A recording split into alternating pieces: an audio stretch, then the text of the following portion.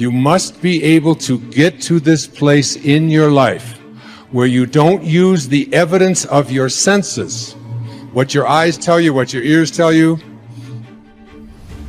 You want to be able to be in a place where you are living from the end as if what you would like to manifest is already there.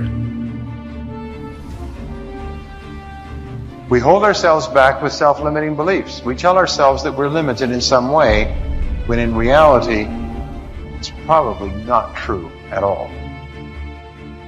We, to a great extent, behave, think, react because of some previous experience that we've had. And we feel that this thing that happens to us is reality. It is facts that we have to face and accept and cope with. See? It's always something other than you. You don't recognize it as an integral part of your own being. You are not just this irresponsible little mouse that's been chucked down into this world, but that you are really doing this work. You're running it. One of the great rules, by the way, one of the most important of all principles, is to challenge your self-limiting beliefs.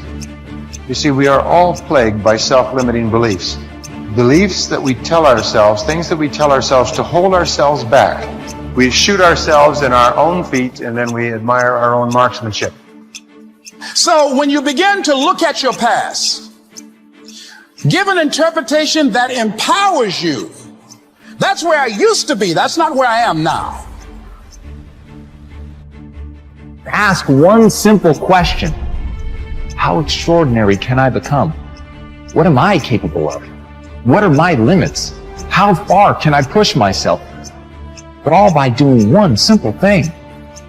Pushing myself to get better every day. But from you are amazing. You hear me? You are amazing. And the day you recognize you're amazing, the day you understand how amazing you are, everything changes. And I need you to understand something. When you recognize who you are, when you realize how amazing you are, there's just certain things you're not going to do no more. Come out here with what you got. You don't have enough money? Don't worry about it. You got the dream. You got the idea. You don't have enough resources? Don't worry about it.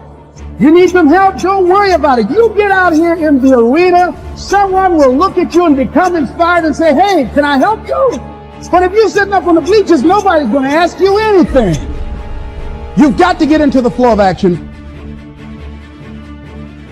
Nelson Mandela, in his talk, said, our great problem is not that we feel that we are powerless, but that deep down inside we feel that we are powerful beyond measure. It's an incredible thought. It's almost a scary thought, isn't it? But it's also true, because the powers that you have are extraordinary.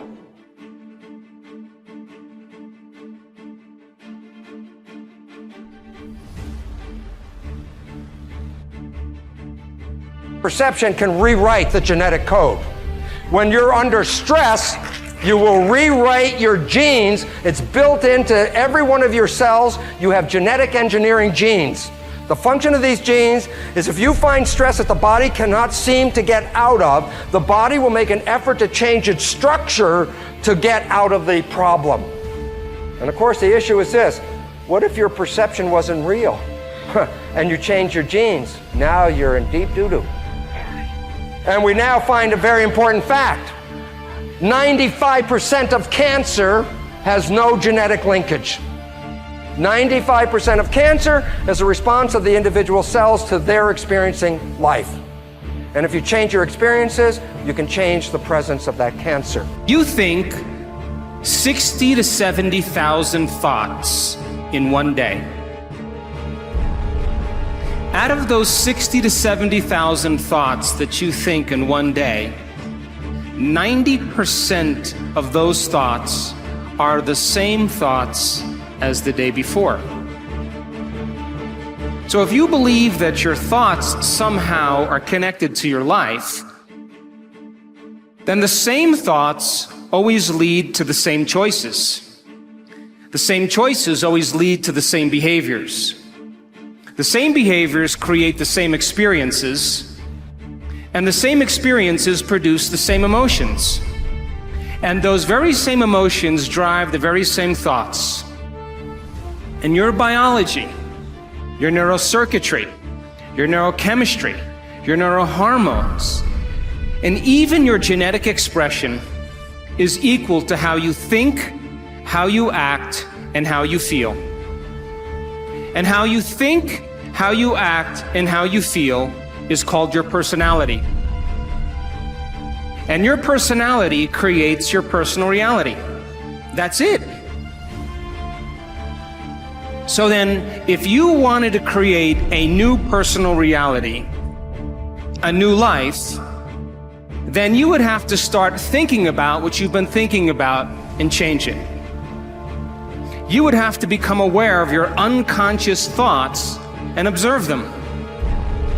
You would have to pay attention to your automatic habits and behaviors and modify them.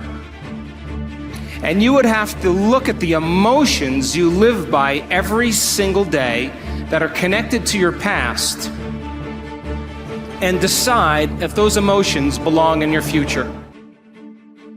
You see, most people try to create a new personal reality as the same personality, and it doesn't work. You literally have to become someone else. Prayer works, but not the way that you're praying. If I take you and connect a cap to your head with electrodes on it and connect that cap to a computer to read your brainwaves, an EEG. I can read an EEG on your brain and see how your waves are functioning. I can tell you if you're in a low frequency state or a high frequency state based off of your brainwaves. If you're an emotion of fear, doubt, anguish, begging, which is praying, the typical person begs when they pray, that's low frequency. Now, if I take you with that same exact technology and connect it to a computer, and to read your brainwaves, and I have you in a position of upright power, understanding, commanding, unconditional love, happiness. Now it's going to be high frequency waves going to the computer. The universe reads waves low frequency and high frequency. It knows low and high, and guess what? It's going to give you back whatever you give it. You're running around here begging and pleading and hoping and wishing and scrapping around, you're going to get the same kind of garbage back in your life. Until you stand up and draw a line in the sand and command your existence, command your potential, command who you are, command your outcomes to happen, you're going to be suffering. The reason why I command my realities is because I know the power is inside of me. So I command myself. I don't get on an airplane and pray to arrive at my destination safely. I command I arrive at my destination safely. I command it. Why? Because the same power of the Creator is inside of my body.